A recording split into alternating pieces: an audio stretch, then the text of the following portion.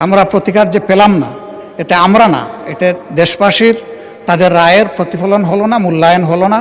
আমরা বিরোধী দলে বসে এই অবমূল্যায়ন আমরা মেনে নিতে পারি না।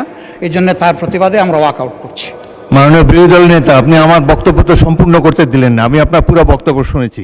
আপনার ওয়াকআউট করা আপনাদের অধিকার, কিন্তু আমি বলতে চাই যে আজকে একটু পরে আরেকটি মুলতবি প্রস্তাব বিবেচিত হবে।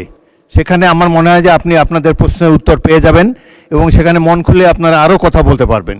সুতরাং আমার অনুরোধ হলো আপনারা ওটা শোনেন, তারপরে যদি ওয়াকআউট করতে পারেন প্লিজ ফিল ফ্রি। তবে প্রস্তাবটির ভাগ্য কী নির্ধারণ হয় সেটি আপনি দেখার জন্য একটু অপেক্ষা করে দেখতে পারেন। বিরোধী দল নেতাকে মাইক দেন। হ্যাঁ, ওই নোটিশটাও আমাদের নজরে আগে কিছুটা এসেছে এবং আমরা মনে করি যে মূল নোটিশকে চাপা দেওয়ার জন্য ওই নোটিশটা সামনে আনা হয়েছে। এই জন্য দুইটার প্রতিবাদেই আমরা এই সংসদ থেকে আপাতত মাননীয় বিরোধী দলের নেতা, ধন্যবাদ। মাননীয় নোটিশই তো উত্থাপন হয়নি, আপনি কি করে বুঝলেন কোনটা চাপা দেওয়ার জন্য এটা করা হচ্ছে? আমি অনুরোধ করছি একটু ধৈর্য ধরে অপেক্ষা করেন, নোটিশের বিষয়বস্তু শুনেন, তারপরে আপনারা feel free to walk out. আপনার অ্যাবসেন্সে এই হাউসে এই নোটিশটা পড়া হয়েছে, সংশ্লিষ্ট সদস্য এটা পড়েছেন, আমরা শুনেছি।